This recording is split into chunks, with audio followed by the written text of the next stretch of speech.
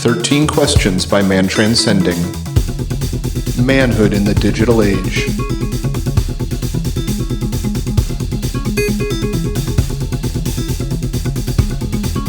Welcome back to 13 Questions. This episode, we are joined by guest Derek Condit for his second appearance on the show. And I have with me, as always, Adam Loyal. Adam, how are you this evening? I'm doing pretty dandy, Mr. Bill. How about yourself? Pretty good. I'm excited to do this episode, and I'm especially excited because Derek is actually here with us right now for the intro.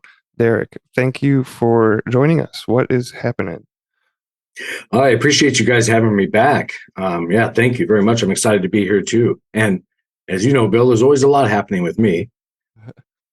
Yeah, you are a busy person indeed. So, as your second appearance on the show, we have been kind of doing, for the second acts that we're calling them, we've been kind of paring down the questions and not cherry picking them so much, but just trying to get to the more interesting aspects, or make interesting content and not be repetitive, basically. So, but with that being said, I was thinking about Derek's first appearance on the show, and I loved his perspective, his approach to all the questions, and he was able to, from what I got out of it, was tie them back to a single mindset, and from which he's able to approach and kind of holistically answer and tie all these different deep, what appears to be like separate questions back.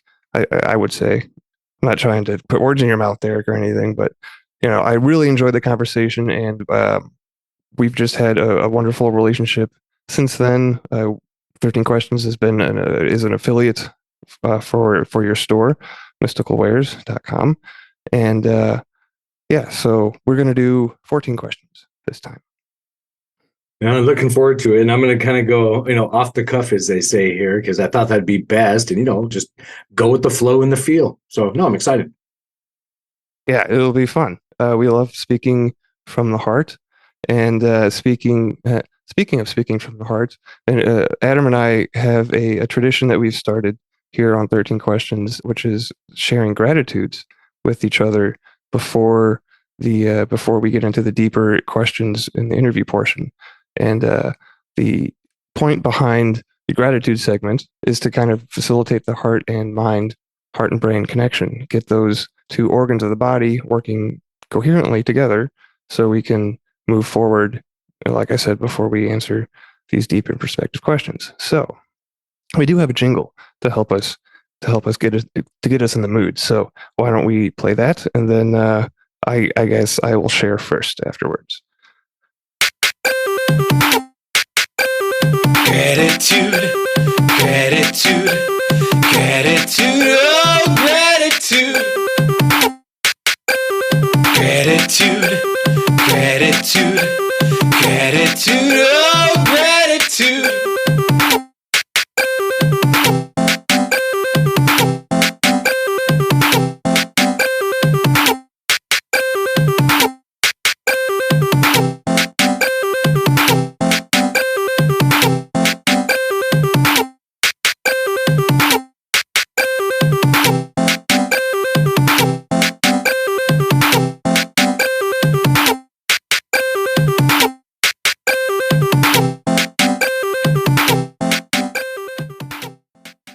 So I've been thinking about this on and off since I got up today, and the first thing that came to mind, I walked outside and actually saw a patch of blue sky, and that really made me happy because I haven't seen. It seems like I haven't seen the sky in quite a long time. Now we're in the middle of winter in Michigan, so it's gray and dark out a lot. But I wanted to come up with something better for this episode. But I like the blue sky thing because it's simple, right? And simple things are sometimes, all you need. It doesn't have to be something like profound every time, right? But that being said, I'm grateful for routines, and to clarify that, is the ability to form new routines. If you've been following along on the show, we had Todd Cave on as a guest, and Todd is actually a personal trainer, and I've been working with him since beginning of November, right? So building a new routine of working out into my daily schedule has been a growing experience, a learning experience. It's been great. A challenge, right? Change is always a challenge, right? But it's for the best. And not even just the workout, it's the eating too, like the diet part, like keeping track of your macros and just what types of food you're eating. So all of that definitely affected my routine, as it were. So yeah, I'm happy that having the ability to consciously choose to form a new habit in your life and in routines, because they breed familiarity, which makes us flow better, right? I guess is a good way to put it. So yeah, that is my gratitude for this show, is the ability to form new routines. I don't know if Derek wanted to share next, and then we can go with Adam last. Sure. And what's kind of interesting here, Bill, is you didn't see my little sticky note I have on my desk here, but it ties exactly in to the gratitude and what we're grateful for. And believe it or not, because you said new routines, what I have written here is, and it does tie in, is for changes. So I'm grateful for the changes, the opportunities, the options of expansion, seeing things from different perspectives. And yes, that ties into routines as well. And sometimes that means breaking them or making them in good ways, like you were talking about, Bill. So again, mine is, grateful for changes, because within change, we get more experiences. I know it can be uncomfortable at times, but hey, that's the fun of life sometimes too, is going through the change. And then you can find new stuff that you do like, and or like when we were kids, maybe we didn't like one thing, but we do now. And that can tie in from food to just different instances in our life. So I'm very appreciative and grateful for changes that happen day to day. Yeah, that does tie in quite well, I'd say. Yeah, it's part of the ride that we're on, that we're all on together, right? Adam, did you have a gratitude which you I do. My gratitude is, it has to do with peace of mind and good health. I've been paranoid that I've had some pretty serious health issues going on. Thankfully, X-rays came back good. So, it looks like, yeah, exactly. Nothing crazy to worry about, just pain, intermuscular connective, like cartilage tissue. I can put up with that as being the most serious. Pain is nothing. And the ability to obtain good health. At the same time, I'm going through an incredibly painful, got to have a wisdom tooth taken out here next week. And then I know it's going to be not anywhere near fun afterwards, but just having the ability to have the option to get to that point, to have somebody, cure a malady. I mean, alone on my own, living in this world with no one around me, it would be I would be in a situation that could be, devastating for the rest of my life, day to day, impactfully bad, but instead, routine options by caring people that I can go and have done and schedule within a week. And it's been done so many times. So I don't know. I'm just happy for good health and having the options to fix myself. Yeah, man, especially when it comes to dental health.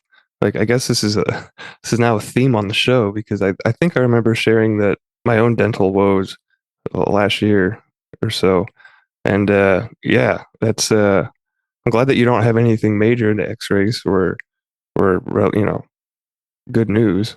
Yeah, the dental stuff is all things that I'll be able to handle. I've had had much worse dental work done when I was a teenager, which is mostly why I really just want to get this done, because I know how bad it can be. This won't be that bad, but that's all I'm thinking about. But yeah, I have a lot of gratitude towards towards the pain I'm about to experience. Yeah, and towards the ability to get it fixed. Exactly. Talk about quality of life. Like, oh my God, if I knew nothing and this was like fix it on your own. Oh, yeah, I'm not Tom Hanks on an island. I can't do it. All right. I'd say that was a good gratitude segment. So I think that we're just going to jump right into the questions here, and in order to keep with what we have been doing recently, we're going to split them up. So Adam will take the first 7, and then I'll end with the second half. Question number 1. What does it mean to be a man in today's world? That was an interesting question, and I think I'm going to kind of come wrap around to that, but and as Bill mentioned, that I'd done this podcast before some time ago, and I had not listened to it since then. But I believe my answers change all the time. And I think all of ours often do on things like this. So, what does it mean to be a man? And in today's world, for me, it's getting past the assumptions that often individuals have on you if you're a man in today's world.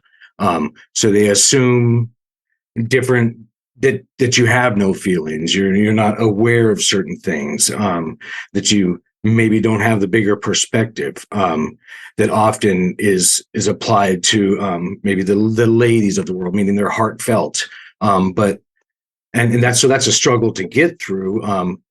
My point was the assumptions, and that's just one of them that some people assume or apply to men. Is again they have no feelings, no energy awareness. But that is, I'm finding out the contrary in a lot of cases. So it's really just kind of breaking past the assumptions, be it our limitations, from the greater perspective of a man, the vehicle. But it's just really being myself and showing that I can change too, and then break past any assumptions that are placed on me by outside individuals, meaning limitations or somebody thinking I'm going to respond or think a certain way to something. Because often, if you stay open to it, you can be surprised at what comes out of any of us. So it's in a kind of a roundabout way, but it was really all about, for me, expanding past, again, the assumptions of what people see as a man. Yeah, the word that came to mind based off of what you were just now saying was like freedom and sovereignty, because you're able to, staying free of limitations, right? And yeah, that's integral, I think. I know I speak, it's somewhat nebulous, you can kind of say, but I mean, that's just kind of how my mind works, because it is that when I think about the question, what does it mean to be a man in today's world? I look at it lots of different ways on that. So it's again, just breaking past those, again, what I keep calling assumptions, but those thoughts or predeterminations people have for you, because not all of us do respond the typical way. Yeah, and society seems to be changing, the standards and the rules so much that, perceptions are swinging and changing. And yeah, I don't want to say it's hard to find who you are, but yeah, that baseline of, what it means to be a man is just, seems like it's continuously having the signpost changed. Yeah, and expanding, and a longer, definition, I guess you can say, to it, because it's ever evolving as it should be. What was the most important lesson you learned from your parents?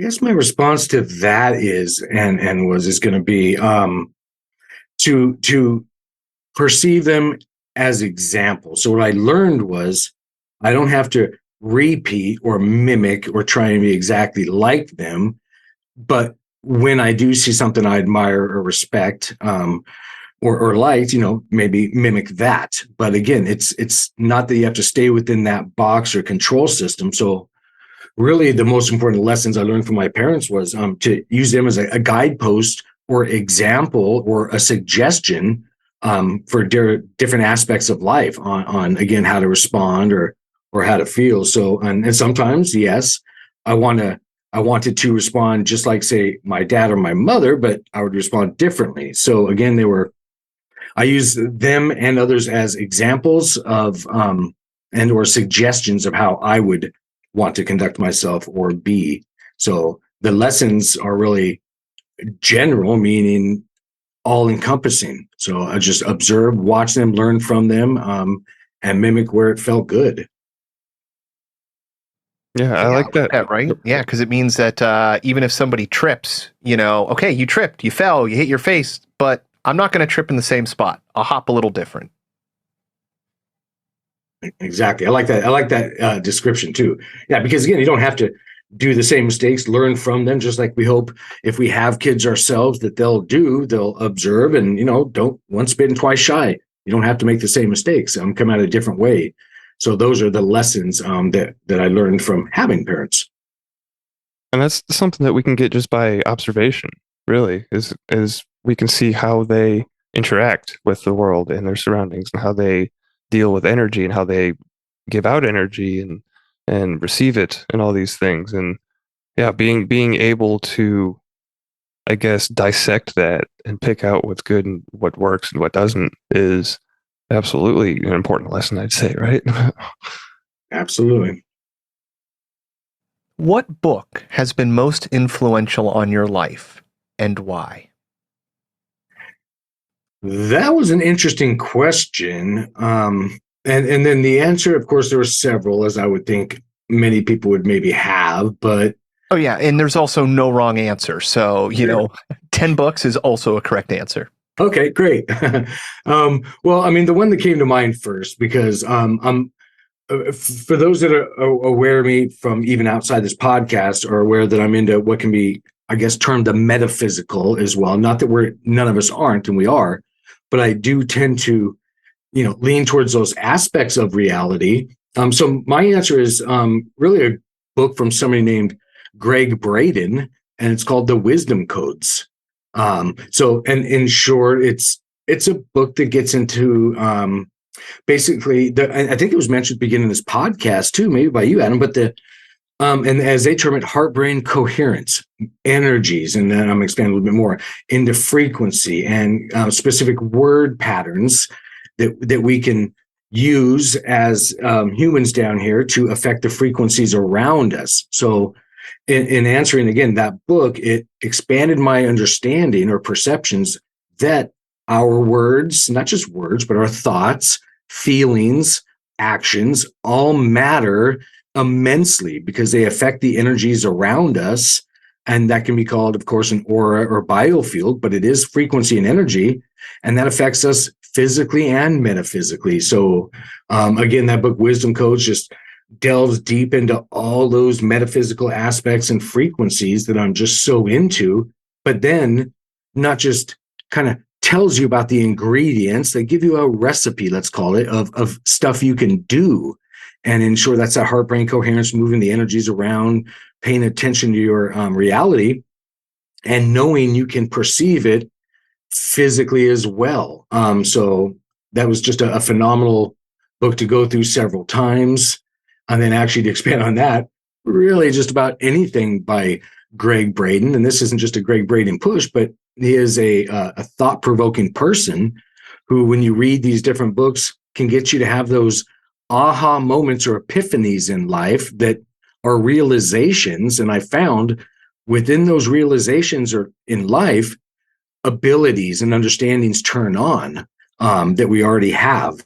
So there's just many aspects to it. So I'm just really impressed with the way he brings things across. And I wish I could articulate a fraction as well as he does in his books. So that would be the main one. Yeah, I love Greg Braden. I was just listening to a YouTube video of his yesterday, I think. And I have one of his books, The Divine Matrix, which I would highly recommend. I haven't read this one yet, but I'm going to now. So Divine Matrix is a fantastic book as well. That's why I was basically saying anything by him, because they're thought-provoking. I mean, you can read a comic book or a book by Greg Braden, and there's going to be information or synchronicities in there that we should pay attention to. And he just kind of, packages it very well. So that's why I kind of chose that one. No, good choice. I haven't read any of his work, but yeah, the man certainly knows how to articulate and weave together some very base concepts that, when you think about them and spend a little time focusing and trying, you're like, wow, you can feel that there's something to this. So yeah, Yeah, he's one of my favorites. Absolutely. What was the best advice ever given to you? Would you modify it at all today? Wow, that was an interesting one too. The best advice has been given to me multiple times throughout my life, and I still need to pay attention to it more often than not. And it may sound counterintuitive, but it's to not take things or too much to heart. And again, I look at that in kind of a nebulous or a metaphysical way in my terminology, of course, meaning don't own it. Look at it. So whatever that might be, but don't own it, meaning take it into your frequency. So when I said don't take it to heart, to me, heart is, of course, yes, your physical heart, but it's your heart chakra. It's those 40,000 sensory neurites, brain cells that exist around your physical heart. All those aspects make up the you that's perceiving this reality. So then I have to often remind myself when things happen, and I'm putting it nicely by saying things in this world of reality, not to own that, not to take in or internalize those negative feelings or frequencies or energies. You can perceive it outside of yourself. So that's when I bring back to that comment, the lesson is, again, don't take it to heart, but you can take it to mind and thought and analyze it and perceive it that way without then having to have, how I always default back and say, frequency or energy, have to then process that energy. It can be perceived without having to kind of jump in, if that makes sense. So it's really, you can also, I guess, play words here, take it with a grain of salt, I think is another way of putting it. But again, pay attention, listen to any feedback, but then do what's best for you ultimately. No, I like that. It's like what you said about Greg Braden, great books because it's thought provoking. Sometimes it doesn't even matter what the truth is. You know, a great movie can bring you to a unique and understanding of the world, but it doesn't necessarily have to be a particular truth, just a lens that allows you to view things differently. No, absolutely. I must be hungry because I keep thinking of these food analogies, but I'm thinking here is also, yeah, don't let somebody tell you this, sandwich tastes like this, have an open perspective, come at it with wide eyes and, and understanding and be open to new ideas. And then that's probably exactly what you'll get. And then again, just if it's not good for you, don't take it to heart, get rid of it, move on, see it from another way. So there's always another perspective, I guess, is the way I could put it as well. Yeah, exactly. It's so sad when people will throw out, the baby with the bathwater, the proverbial, instead of looking at the world and a broken clock is right twice a day. Sometimes broken information can still have a ring of truth, and, learn all the knowledge and, pick and choose. You might find a gem that's useful for you. Absolutely. What do you willfully ignore? Yeah, yet another interesting question, because my mind on that one, what I wrote down here was time. And I mean that in lots of aspects, or from various perspectives. But I'm a person that tends to, yes, do a lot in the physical realms as well, but metaphysically. So then I'm not comfortable with limitations. And then because of my understandings and awareness, I'm not limited, it's going to sound odd, to time. Well, because time doesn't exist anyway. It's a way for us to try and wrap our heads around the existence we're in and perceiving. It's more like we're moving through time, if anything. But because of that, and coming at it from my, again, what I'll loosely call a metaphysical perspective, I work out of it. So, and because I do willfully ignore it, I absolutely, and everybody does, have an effect on it. And it is a difficult thing to talk about because I just said that it doesn't exist. I know, but we still need to, use terms. But when you do look at it from the bigger perspective and realize that you can work, I guess I'll loosely call it out of time, you can accomplish a lot more. And I'm sure there's probably another understanding to describe that better. One quick example would be, if I know I have to accomplish this many tasks in this time frame here, and it just can't be done, I'll already imagine it, which is working out of time, being completed, and then go at it from that perspective, and then it's already done. And then, long story short, when I get done with that time, everything was accomplished that really there wasn't time for. It's an unusual thing to talk about, but it is something we can do working out of time. And you'd be really amazed at what you can accomplish doing that. No, I mean, it makes sense to me. Time really is just, at least in my mind, it's the measure or the perception of the difference between one event. It is essentially just change the difference between point A and point B. That at the end of the day, all that's going on is that there is just, a distance, a moving, a relationship between things and objects and information ultimately. And, when you get down to that level, what really is time?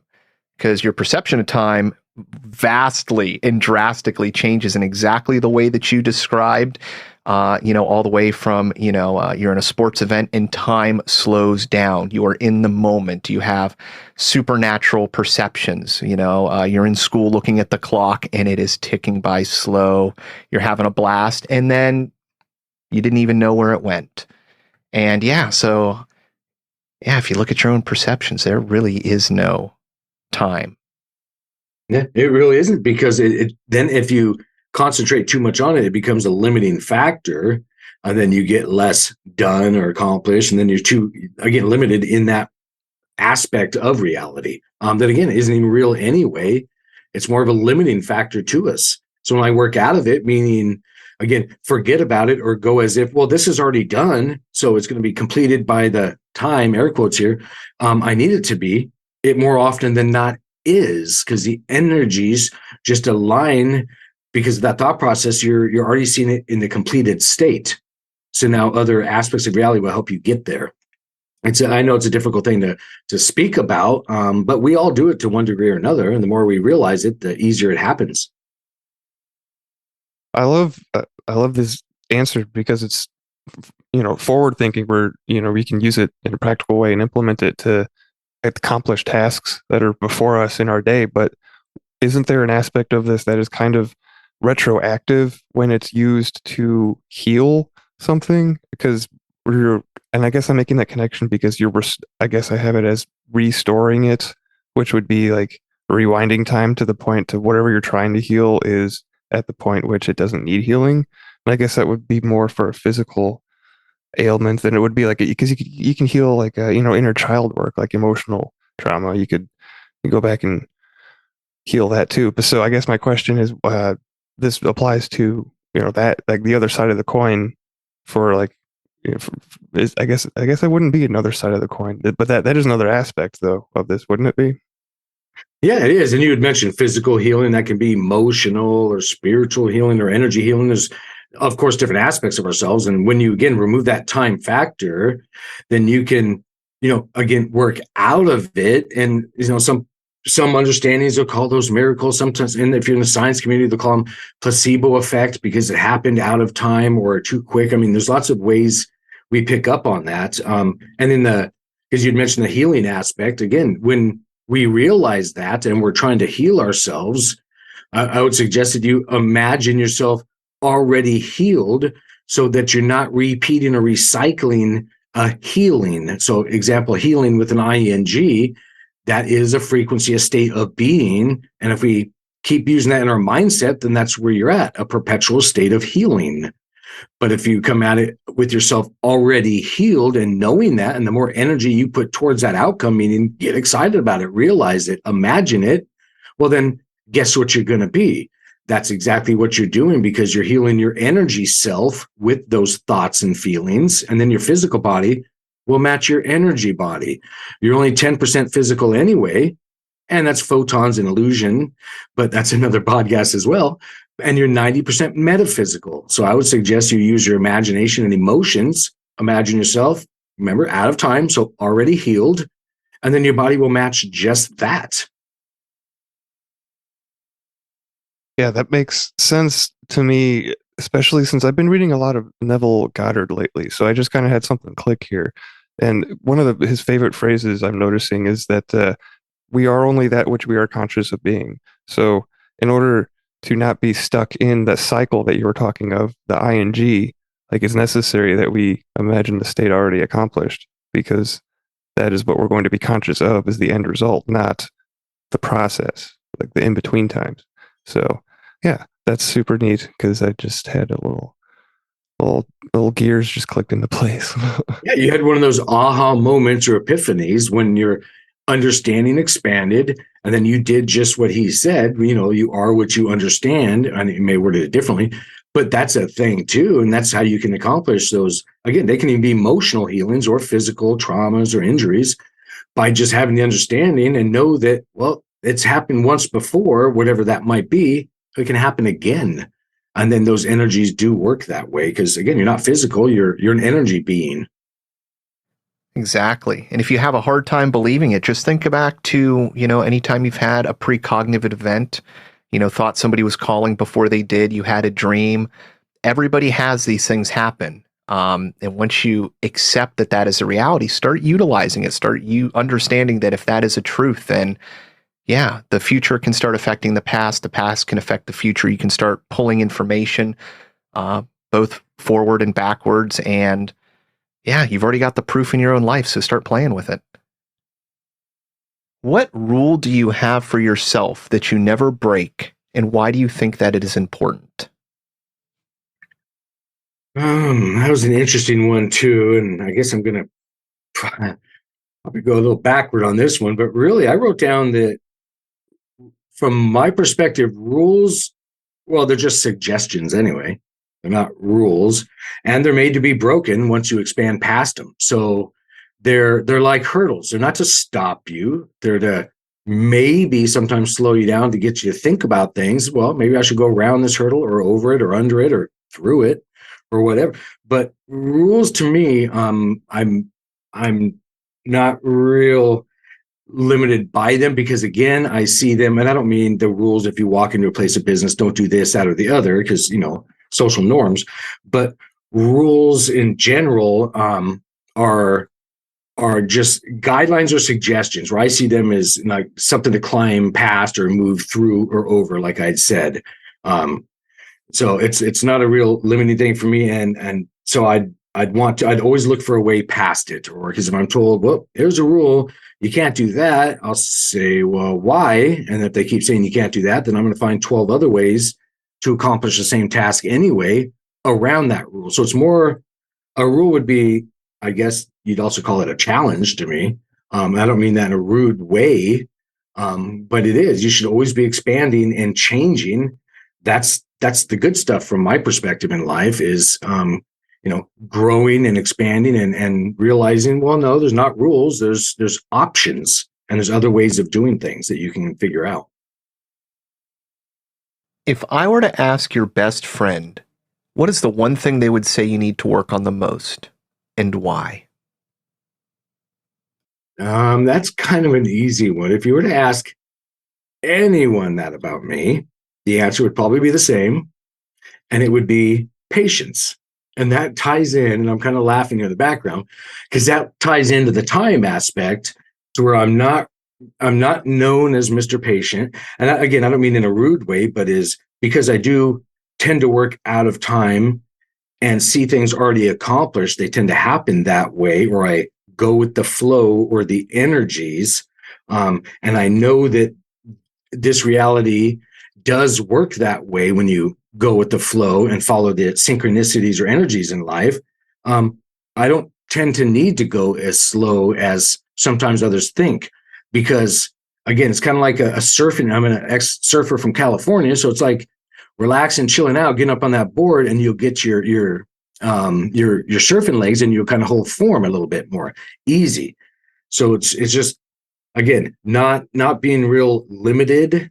And then the one word that really came in when you asked that, what they would see I need to work on is patience. But then, of course, me being me, I would counter that and say, well, not really, because look at what gets accomplished when I'm not paying. Now, that doesn't mean I don't need to slow down and take a longer perspective of things at times. That's something.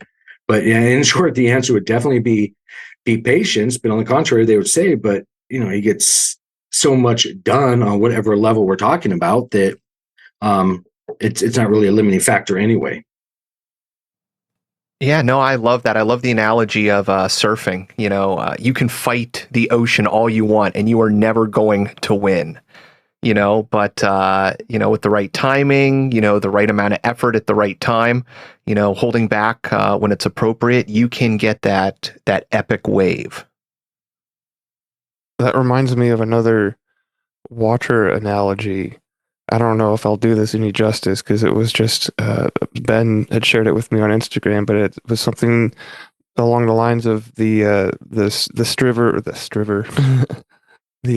stream or river is metaphorical for quote unquote like the law or just the way things are, or it is what it is type thing. And the two, I guess, characters in the analogy were a strong swimmer and a log. See, I'm not doing this justice, but basically, yeah. Long story short, struggling like against the flow, I guess, like learning to use the law in your favor, I guess it is like cause and effect and understanding how stuff affects us and how to manipulate that will get you to point A quicker, or from point A to point B quicker than swimming against the current, so to speak. I think I saved that. Did that make sense? It made total sense, actually. And sometimes I'll use the analogy too. Think of that stream or river, and there's a bunch of rocks in it, of course, and you're that leaf. I mean, go with the flow, and you're going to all of a sudden find your way around that rock and not hit it. But if we fight it or struggle, we're going to bounce off every single rock there is in that river, and then probably find some new ones that we didn't see as well. But that's why, and then again, from the other perspective, not patient. I don't tend to have to be too, and it sounds odd, too patient, because I'm aware of going with the flow. And again, following those synchronicities, go where I'm guided. So if I'm walking somewhere and something catches my attention, it's not that I walk around randomly, but if there's something I need to interact with or someone to talk to or something like that, I'll follow the signpost in front of me. And again, go with the flow, be that leaf in the river and not choose, no, I've got to go left. Well, then that leaf is going to hit the rock rather than just going where it needs to go. So, but yeah, again, the patience is what I would need to work on in general, is what they would say. But again, lots of ways of looking at that. Yeah, I love it. It reminds me of Darren when he talks about time and the ripple before the stick. So you can kind of perceive and see those things coming as you're that leaf floating down the river, that, just understand that whether you understand it or not, there is something that can be seen, that can be felt, that can guide you around that rock, the proverbial ripple before the stick in the river. All right. Next question. Switching gears here a little bit. What was the most embarrassing or humbling experience of your life? It was when I put down here. So I guess it tied in more into the humbling than embarrassing, and this is going to be a little bit out there too. But I'm not big on pulling punches either. It was me becoming aware that we're not alone. And when I say that, alone as in, yes, the human species down here, that there is more out there. And I did have lots of stories, but when I became aware of that in various ways, in different degrees, and lots of circumstances, that was humbling, because I'd, and jokingly been given the Kool-Aid my whole life, being said that we're the brightest entities or beings out there. We're the only life in the universe. Comments like that. And then realizing that there's a whole lot more to this reality. And it's not just out there, as in, say, out in space off this planet. It's around us and through us in what can be called frequencies or dimensions. That was humbling in a great way. I loved being humbled that way, because that ties me back to my gratitude of change. That's fantastic. That means there's 50 more doors for me to open. I don't see this reality as like climbing a pyramid to the tip to get to the top, knowing everything. I invert that sucker and climb up so it continues to widen. So there's always more. That's the exciting part to me. So then back to the question, it was humbling and exciting, and I'm grateful for it, that we're not alone. There's stuff out there for us to perceive and pick up on, I should say. So that was a lot of fun for me, and it continues to this day in my expansion. So I know that you've said before that you kind of came out of the chute with your abilities. So was there like a specific like point in your, like, I don't know, early childhood or something that gave you, or that led you to this realization? Like, is there like a pivotal moment that sticks out to you at all? No, because it was kind of just normal for me. I grew up not even having terms. I didn't know what the word psychic or intuitive or energy work or anything like that was. Wasn't aware. My mom was similar to whatever I am and do. So it was just, just talked about within the family, but not really thought about. But then I would realize, well, wait a minute. So for example, in school, let's say, and I'll just make up this story. There's a group of kids, and let's say they're lying to me about this, that, and the other. I hear a story being told. Well, I can perceive past that, and it wouldn't make sense to me why they would tell that story, because in short, I could tell that they were lying. And I didn't understand that. What do you mean? Everybody can't do that? Because I wasn't told it was, I don't know, they call it ESP, different things. It was a sense that I had heightened. So I would pick up on that, and you can call them different things, chakras, energy centers, but no, it is a thing. So it was me growing up unknowing, and then having to realize, oh, wait a minute, they don't all pick up on this. So, and just kind of getting my footing that way. So it was kind of unusual from that perspective. And I'm also aware that you spent some time in the military. So when you joined, were they aware of, like, were you still figuring this out at this point and just going along with, like, like? No, that's a good point. I can get into that. Well, the answer is yes. I was still trying to give it a language and figure it out, but I can also tell you, the military, definitely knew about it and knew I was doing it. And I didn't know that. And I can get into, I won't, but I can get into hours of stories on that. And my dad was an now I can put this kind of stuff out, and literal NSA spy. And I don't know that that's why they had, let's just say, given me special favors and lots of advantages and hookups when I was in the military, I was in the Army. I mean, straight out of basic training, I wasn't aware. And then I was taken, and I'm kind of jumping ahead, to different locations in Germany. I was stationed there for years. They would take me to Hitler's bunkers and hideouts and different places to perceive. And I wasn't aware what was going on. I just knew, oh, well, there's this, what they would call a full bird colonel, wanting to walk around with me in this bunker or area and just have me chit-chat on what I picked up on, and not really realize that they were probing, because I was 20-something years old, a young kid, still just doing that part of reality and wasn't tying the bigger picture together. So yes, I was doing it, but and they were aware. But I woke up to it more later.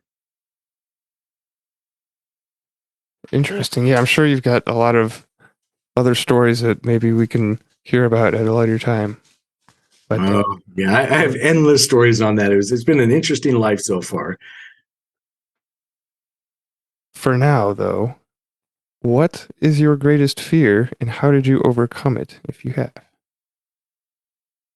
My greatest fear, and this might be a similar answer to a lot of people out there at different times in their life, but it used to be death, of course. And I say of course because I think that's kind of a not easy answer, but a common one, which is absolutely not the case now. I couldn't be further from fear that, because I have a greater understanding of it and perception of what comes, I guess we can throw air quotes here, after, kind of thing. So death was the answer, but it's not. I started doing I can be loosely called inner expansion or inner work, looking inside myself and realizing. And then when I started doing things like that, I then heightened my perception levels, or what's sometimes called abilities in 3D here, to where I could connect with others that were disincarnate.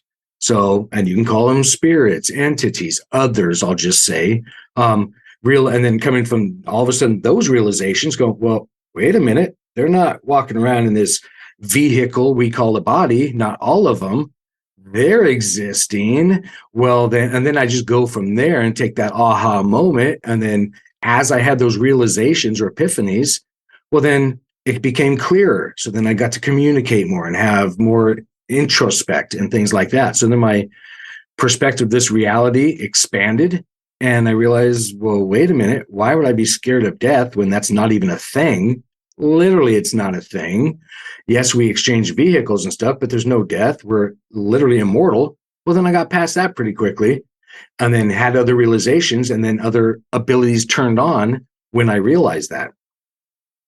Yeah, I love that answer because it ties back into the whole change theme that we've kind of had going so far, and then not being limited, because death is just a change, right? It's a different mode of consciousness, I would argue that point anyway. And it's something that you've helped me come to better terms with, and not only I understand is we're kind of limited by our language, right? But you get what I'm saying. Yeah, absolutely. I mean, until we get out of this vehicle we call a body, I mean, we have a limited perspective because we're trying to perceive this reality or a universe from this vehicle that has, let's just say, really, really foggy windows and limited capabilities and maybe no headlights. So we're only seeing about an inch in front of this, tying to a vehicle in a car type of analogy. No wonder we can't see anything. We're limited in this one until we realize we can roll down the window and perceive past the vehicle. And that's getting into that heart-brain coherence and intuition and topics like that. Yeah, it seems like from what I can gather, those on the other side are quite busy in most regards. From what the experiences that I've had with our conversations, right? Like, so we used to have this question on the show about like what do you hope people say at your funeral? And I think about this now because usually like I think my answer was like I don't really care because I won't be there. But like I'm thinking like that's the attitude that dead people have. It's like they've got other more important stuff to do than go look at their own funeral, right? So I think about that a lot. Yeah, it's kind of like being on a long car ride in this body. Let's run that analogy, and then all of a sudden you get out of the car of this long trip, and then you get out and stretch your legs and do stuff. It doesn't mean you forget about the car or everybody that was in or around it with you. But yeah, no, you get to do a whole lot. And there's lots happening out there past this reality. What is your single greatest driving force in life, and how do you further it? Again, a lot of my things tie together, of course. But it would be, I did like one word little note to remind myself. But what I jotted down here was exploration and expansion, and that means yes, outwardly in this physical reality, because that's where I find this vehicle on this race course, having fun with it, and doing things, expanding, and not being limited. But also the inner expansion as well. So it's just all that I do. The driving force would be to just continue. So it's not a one carrot in front of me. It's more like I'm going to build a garden in front of me and grow carrots and peas and tomatoes and everything else. I'm just not a real, as I mentioned, patient or limiting person, not just for myself, for others either. So that's why I'll discuss when I do sessions or talk to people, I'll talk about the metaphysical reality, as we tend to call it, rather than the physical that we can see, smell, taste, touch, things like that. So it's really that exploration and expansion is my greatest driving force, meaning there's always more to learn. The second you think you know everything, you might want to rethink things because you definitely do not. And there's always more to the picture because, by the way, the picture changes all the time as you get, or let's go with a puzzle analogy, when you find that piece of puzzle in this realization you've had in this life, well, it's not just that you found that aha moment or epiphany. That section of the puzzle maybe will connect to a larger one that you've been working on in another aspect of life. And then all of a sudden your perspective of reality widens. And so all those little puzzle pieces matter in life, to again, build up to that overall big puzzle that we're trying to figure out in front of us, that's continually changing, which is exciting. So I'm going to flip back to the food analogy, because who wants the same buffet all the time? I want new stuff and new things to try. Yeah, that's an awesome answer, because what are we going to do with while we're here, right? While we're not dead, right? We're going to create more. We're going to build. We're going to see how much we can, how far can we push this journey? Like how great of a story can we write? So yeah, and it involves absolutely in expansion and exploring. Like that's what makes a good story.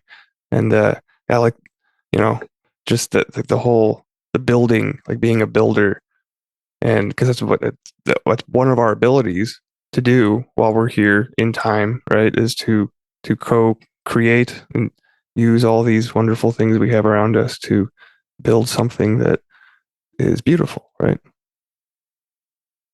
Absolutely, and build it together. That's right. It's more fun that way. Who were/are your role models and why? That's another interesting question, because I'm going to generalize, but my role model will be anyone who at the time is being their authentic self and their real self. And yes, that changes all the time as we have these realizations and epiphanies we're talking about, or aha moments, but not faking it and just being themselves. And sometimes, to keep it completely real and honest, I don't get to do that. Sometimes I have to put on a facade or fake it or not be as authentic as I would like to be. So then my role models will be those people who feel or find themselves in life, or in those moments of life, is more often than not, hopefully, where they can be free. And that can be, well, I just need a hug, walking up and asking for it, or just laughing out loud, or just doing whatever that thing is. If you, let's again, feel the need to hug a tree, you run up and do it, not worrying about what everybody around you is looking at, thinking you're crazy as hell. Don't worry about that. So, but again, being their authentic self, and that can be just dancing to the song you hear on the radio. So those are who I admire, and would be role models, and I'd like to be more like. So those that can allow themselves to be more free and loose, and again, authentic is who I would respect. Yeah, that's a good answer. Reminds me, one of the things that Adam told me when I first started helping out for around here on 13 Questions is that as long as the guest is being authentic and that we're having an honest conversation, it's going to be good content. We're going to have a good interview, right? And I think that it's been true, obviously. And yeah, so anybody that's been on this show is in my mind, in the short list for role models, to me personally, just because answering these questions, we have to be vulnerable to do that. And that's, speaking of breaking, limitations or stereotypes, or, different conditions that men or may be viewed through, like not being, able to like share feelings and talk about these topics. Like that's certainly something I think that we've shown is not the case here on 13 Questions. So yeah, I mean, I would agree. Anybody that is willing to bare their soul and their heart is absolutely courageous, and that's worth role model status, right? Absolutely, I agree. Yeah, I'll tell you what, there may have been years, I'm sure there were, of time in which, now everybody's living up to perceptions and fakeness and social media and, entertainment and glamour. But man, there must have been a time when everybody was a role model to everybody else in small little ways in smaller communities. And yeah, I guess we treasure it just that much more now, but that might have been something that in the past was just kind of more of a norm.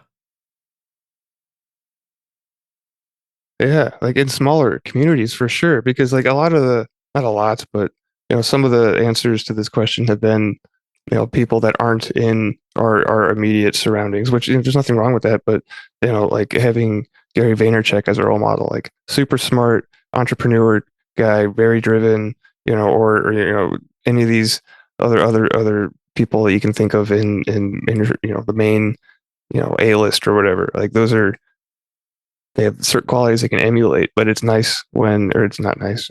I don't like that word, but it's good to see, role models that you can reach out and touch, right? They're not just tweeting or Instagramming or whatever. You can have like an interaction with them, right? Yeah, a role model, exactly. I was kind of alluding to it, can be a way a person behaves or carries himself, and doesn't have to be a specific person or name, which is why I kind of generalized it like that too. Because at any time, different people or different ways they're acting at that time can be a role model. That doesn't mean to say everything they do all the time.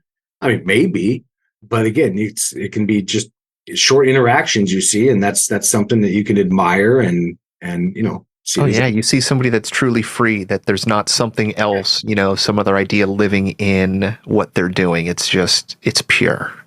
Absolutely. What quality do you most admire in a woman? Yeah, and so I have to, of course, generalize in that one too. But the a quality more often than not that I see in the women around me is literally their first instinct or intuition or impulse is to go straight to the heart rather than the head, which is fantastic because that's a love energy, love frequency. They'll feel things first. They'll perceive through their hearts and feelings and from aspects and terms like that. Where often, not always, of course, I'm generalizing, us guys sometimes, and it can go both ways, we overanalyze. Of course, I'm talking about myself. So I'm kind of an OCD person, not as far as cleanliness wise, but as far as, just hyper focusing on different topics and taking it down these different paths all at once and real quickly, rather than realizing, waking up in the moment and just feeling it and just see if it feels good. So, but that's a quality that I really admire in women. And yes, I've seen in many men as well do that. But women do tend to go to the heart first rather than the head. So that's very admirable. I love that because it reminds me of this philosophize this. I'll try to put this in the show notes so people can refer to it because it's really, really good. I think it was a podcast actually, but it was talking about the philosophy of justice versus I think the philosophy of care. My wife actually picked this video out and we watched it. And so it was to me that, to make it, long story short, is so justice would be more like head, upper, oriented, and heart is obviously, our middle chakra. So that's more care oriented. And a lot of the times I think men are more, more strategy, more strategy than empathy, which is, more of a thinking thing, which is where, justice like resides in the terms of, black and white. And when we empathize more, that's the black and whites they kind of fade, I think a little bit. Does that make sense? Yeah, no, it does. And I mean, that's one quick example that came to me is like, even if I see something maybe horrible that's happened on the news, and I'll stay out of specifics. Well, and my thought is, often the guys would think, go get the bad guy, where often the women would think, well, how are the survivors or the victim? How are they feeling through it? This, that, and the other. So I can admire that aspect of them where I'm thinking, go get the billy club and go get them kind of thing. And then granted, I do have a military and correctional officer past and things like that, but still love, I know it sounds corny, but you all understand it, is the answer.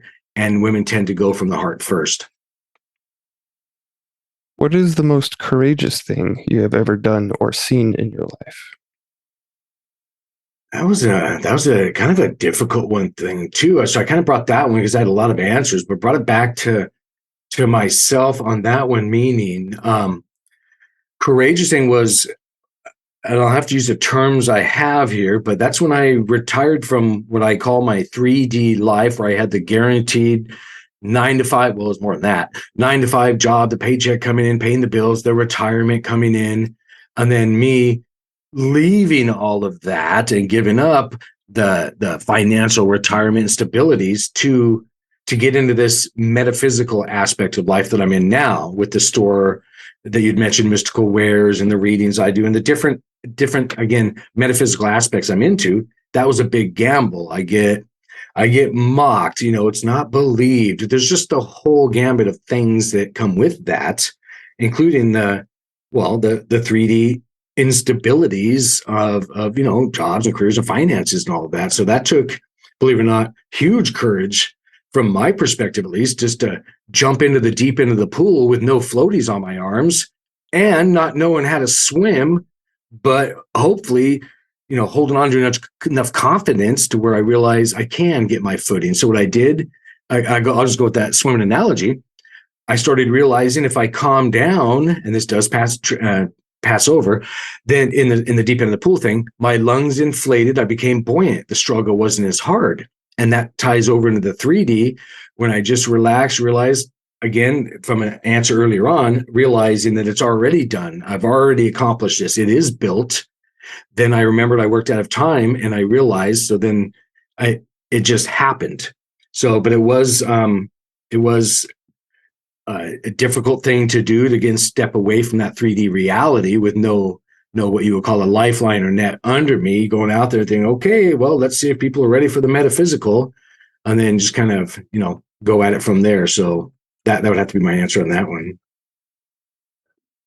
And this is relatively recently too, like within the last within 5 years, right? It was 2019, I believe, when you started.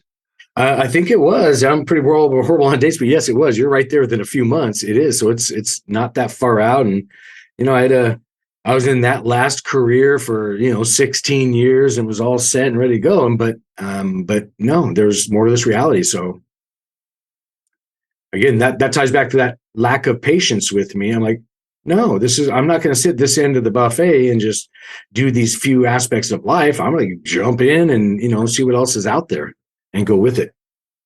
Yeah. I mean, speaking of jumping in, like this is, I'd say this is still relatively new. So listener, like go in and check out what Derek has going on over at mysticalwares.com. I know that, we've mentioned him in the past because he's an affiliate, but there's like so much more going on, being added all the time. I know that we've recently mentioned the free weekly scalar energy healing sessions that all you have to do is literally send in your email, basically, or your name, right?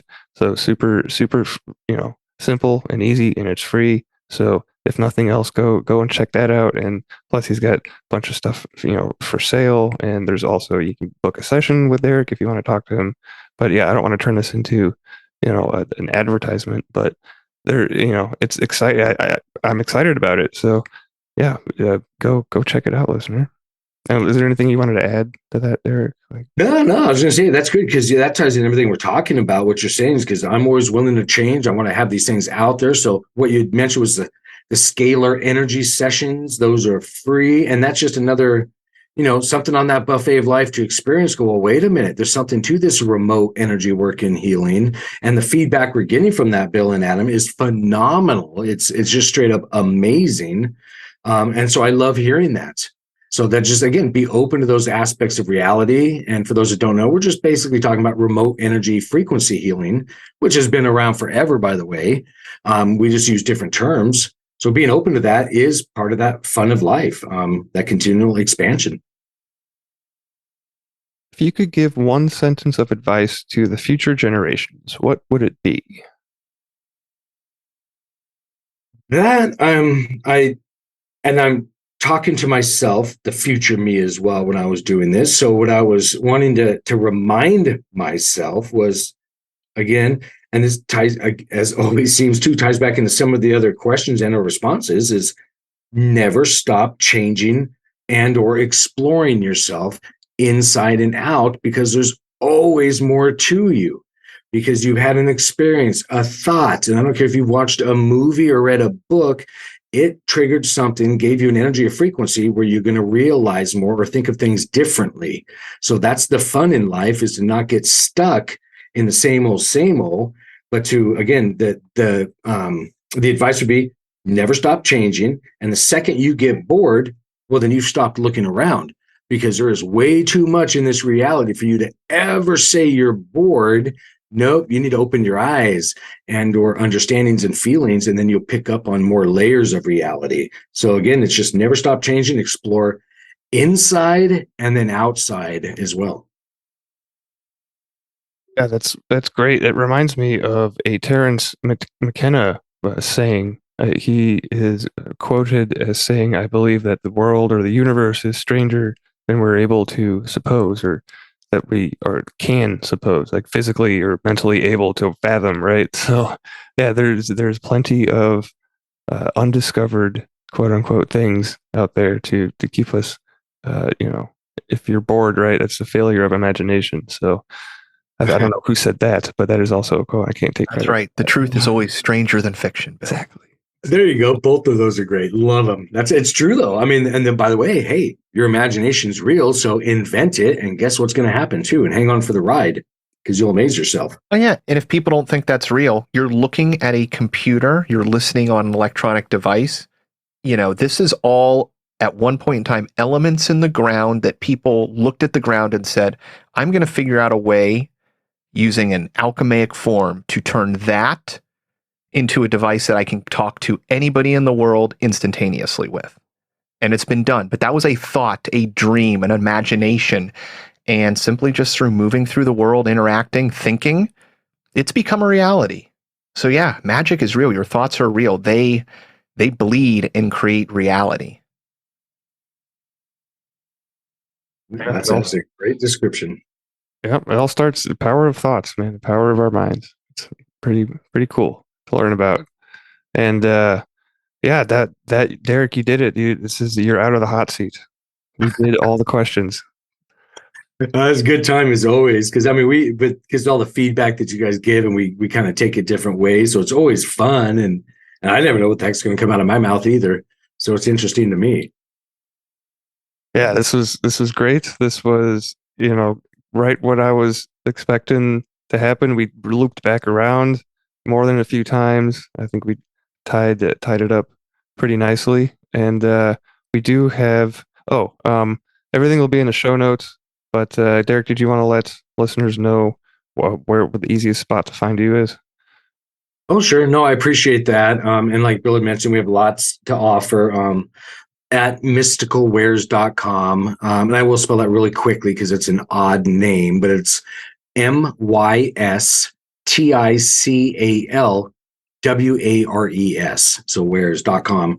And then there's, again, a lot going on there. And we're always about expanding and doing different things. So I appreciate that. And then, Bill, I don't know if you want to let everybody know about the future either. Yes, absolutely. We have an extra special announcement for the end of this episode, and that is I will be launching a new podcast, which is going to be sponsored by Mystical Wares.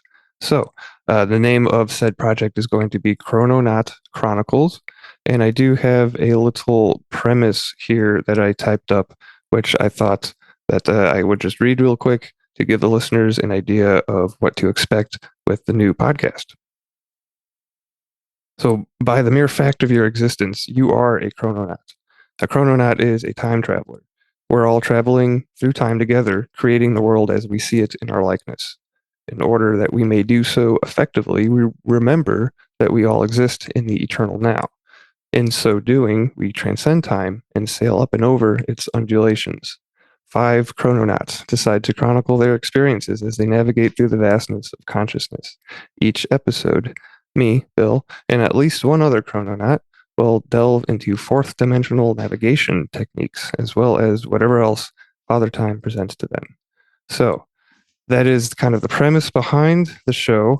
I did mention that there's going to be 5 of us. So you will get the 3 of us here, me, Derek, and Adam, and plus Ben Walsmith and Owen Hunt from Blue Collar Mystics. So we'll be doing a kind of a rotating schedule of the five of us. So that will be coming up here this year in closer to springtime. I'm going to say after spring, just to play it on the safe side. So definitely follow Mystical Wares.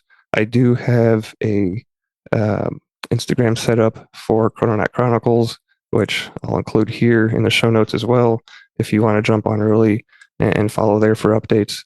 But yeah, we're still kind of putting the pieces together behind the scenes. And yeah, so I thought this would be an appropriate time to announce that to our listeners. So that is my big announcement about the future. And I guess with that being said, Adam, did you have any closing thoughts about No, fun particular interview. episode? Derek, I loved where it went. Bill, I definitely look forward to time traveling with you. So, to the future. To the future, gentlemen. It's going to be a blast. And thank you both for taking this sonic adventure with me in this episode.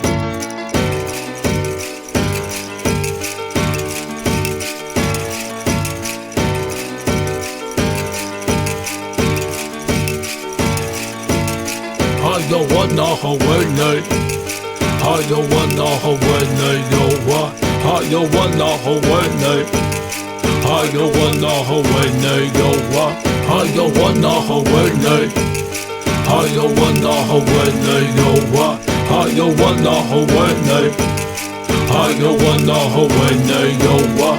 I don't wanna hold night.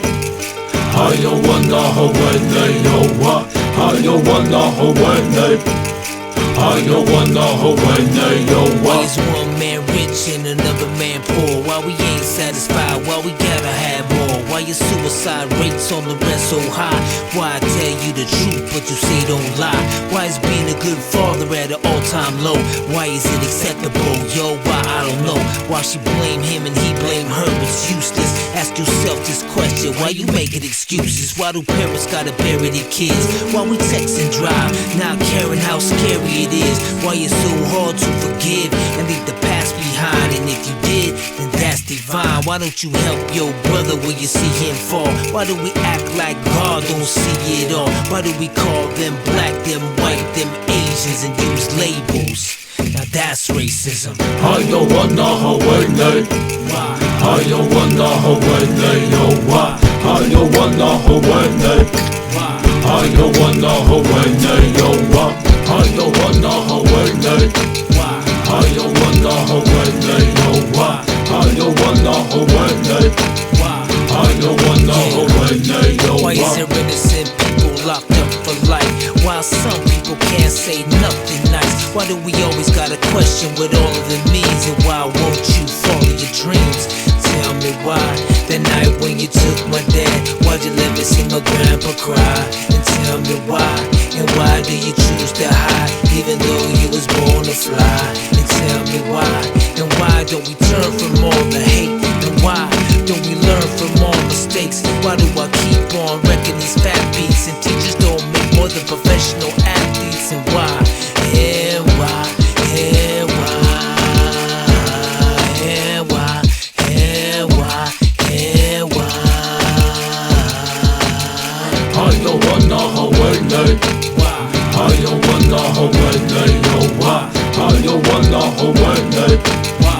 I don't wanna hold night. Yo, why? I don't wanna hold night.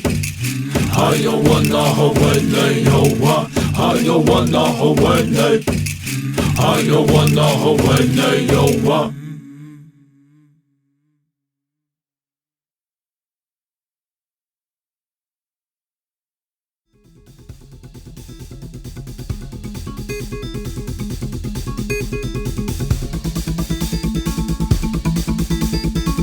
This should be considered entertainment and not therapy. We hope you benefit from our resources available at 13questionspodcast.com.